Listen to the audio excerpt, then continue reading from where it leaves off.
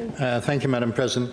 I rise tonight to celebrate the life of Vincent Lockyer, who was the eldest son of Bert and Rosa Lockyer. He was the nephew of former Aboriginal leader and personal mentor to me, Manny Lockyer. Vincent grew up with his Lockyer-Whalebone family in and around Mallina, Satterist and the surrounding areas, as this was and always will be his home. His love, passion and respect and empathy for country and his old people are far greater than words can be expressed. So it was his wish to be buried on country of his forebears.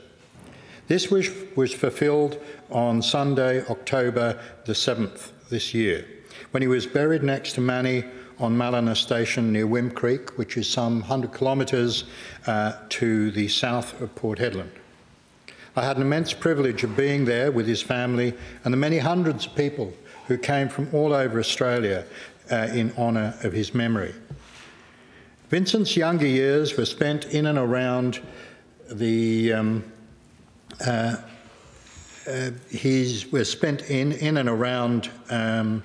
the areas of Cairnswell, Mallina and Satterist area.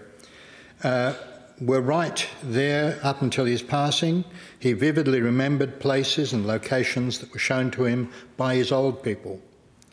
It was at this young age a strong foundation and love and passion for country was embedded in his life.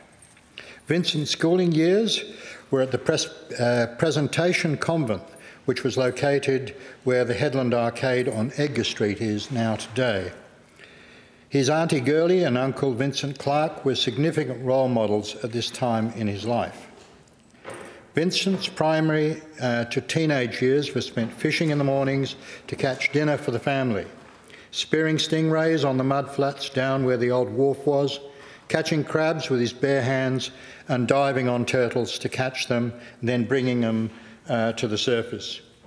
He was taught these skills from his old people, and he took pride in passing on these skills to his children, grandchildren and great-grandchildren. When Vincent left school, he worked as a junior storeman at the Dalgettys, then plumbing contracting company. At that time, working from Mount Goldsworthy Mining when it was starting up. After this time, then, Vincent went bush with his father, where he spent most of his time dogging, droving and learning the country. Vincent's father taught him so very much about country. Vincent was married to Hazel, and they spent 53 years together, blessing them with 6 wonderful children and many treasured grandchildren and great-grandchildren. When dredging started in Hedland, Vincent came back to Port Hedland, working as a deckhand on the tugs and then becoming a mate on an American cutter suction dredge. Vincent was drawn back to country dogging with the Agricultural Protection Board, and he travelled far and wide from Hedland to Marble Bar to Nullagine and out in the desert. Hazel and the eldest children always went along as part of Vincent's journeys out bush, sharing many of the good times over those early years. Vincent was always passing his skills and knowledge on to his children and grandchildren. Vincent held many jobs in his life, always balancing work with family, bush and fishing trips. The last 10 years of his working life were spent out on Mallina and the surrounding areas as a general station hand and grader driver, while also maintaining and looking after country. It was during this time, in 2008, I helped him record the Aboriginal site of the Sisters. The site, a large boulder-strewn granite outcrop, had been located by Vincent whilst carrying out some grading work and contained a large number of petroglyphs, flake stone artefacts, including form tools and grinding stones and patches. He also worked tirelessly to record and protect the series of false limestone islands along the Pilbara coast from Port Hedland to Cape Thuin, referred to by many as the Carriata Islands, and in fact actually because they don't have specific names, they're numbered 1 through to 20. And I had the privilege of carrying out surveys with Vincent, spending some 3 months camped out on one of the islands, recording early contact art left by the early explorers.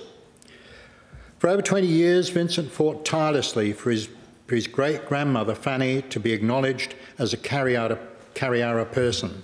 2014 marked a major milestone in this journey when Fanny was finally accepted as apical in the Kariyarra claim. Then in 2017, Vincent gave powerful evidence to the courts which cemented his family's identity. Vincent was a warrior who stood and fought his battle alone and only ever wanted the truth to be heard. Vincent's later years in life were dedicated to his wife, children and grandchildren, celebrating many milestones and spending as much time as possible on country. I had the fortune to spend a day with Vincent, Hazel and the family to muse over old times a few months before his passing. He had a relatively easy passing in so much that he did not suffer, but we knew the end was coming. Vincent will always be remembered as a wonderful husband, a father, a warrior, who never gave up on what he believed to be fair and just, a funny, happy-go-lucky jack of all trades, who always looked on the bright side of life. Are there any further members' statements? There being none, the House is adjourned.